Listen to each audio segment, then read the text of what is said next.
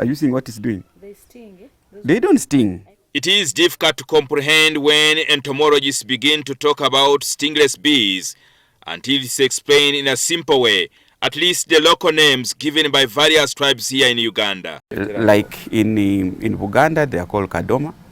In Bunyoro, they are called Obudoima. In Toro, they call it Obuchima. In Ilango, they call it Ojibo. Dr. Patrick Kasangaki is an entomologist, a scientist and expert in insects. Dr. Kasangaki and other scientists at the National Livestock Research Institute, Nakyesesa in Wakiso district, have started rearing stingless bees like honeybees at home. Now, in Uganda, we are just trying to popularize it so that we can use them sustainably. We also understand the value. But in countries where they are already developed, a country like Malaysia, you may find a liter of stingless bee costing as much as 150 to 200 US dollars. You can see that value. And whereas a liter of our honeybees here is costing only about 20,000, 20 to 25,000.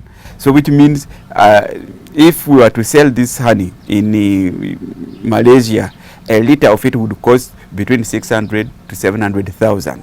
Dr. Kasangaki told NTV that stingless bees or kadoma in Uganda are getting extinct, and yet honey, pollen and propolis from them is of high value than honeybees.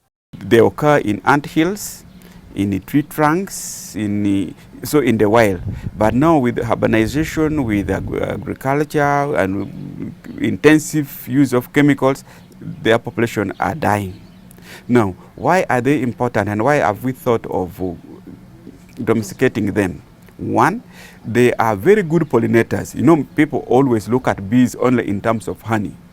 But bees contribute a lot in crop pollination, and their disappearance from the earth's surface is a very big catastrophe. Research on stingless bees, according to Dr. Kasangaki, honey, pollen and propolis is also of high value in the treatment of fungal, skin, viral diseases and gastric cancer. And they have high antimicrobial and nutritional properties. Antimicrobial in that they are used against these microbes, fungi. They can be antifungal, antibacterial. They are even antiviral. So their properties can be used in treating viral ailments. They also have antioxidative properties, and they can also kill cancer cells and control blood sugar in the body. So they are very, very, very important.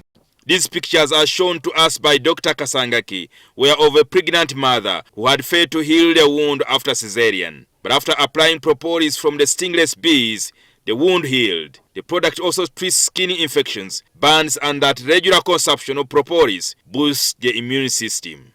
We use the stingless bee honey in treating wounds. We also use stingless bee propolis tincture in the treatment of skin infection. We did this research at Kalongo Hospital in Agago, and results were really very promising. These products were more superior to the conventional medicine which are used in the treatment of wound and skin infection. So all this what you are seeing, these are honey and pollen pots, and you can see that the majority are honey, like these black ones.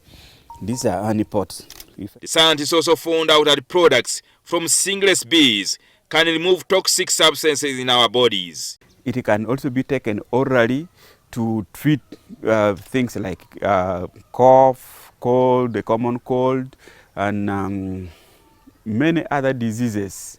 And it has what we call the oxidative property. So now that one means that they are capable of removing, in our bodies there are things we call free radicals. Sometimes you feel the body has something like heat, the pressure, so they are able to remove some of those things which cause your body to react. The experts at the National Livestock Research Institute, Nakyesesa in Wakiso district, have since identified 13 species But estimate has it that in Uganda we could be having more than 25 species of stingless bees. But worldwide we have over 500 species. So there are very many. The research we have done so far, we identified 4 species and which we evaluated. And out of these 4, 2 species came out to be giving us a good amount of honey. The National Agricultural Research Organization, NARO, is setting up another center in Marusi in Apache district to enable Ugandans learn and access stingless bees colonies for domestication. Jingo Francis, NTV.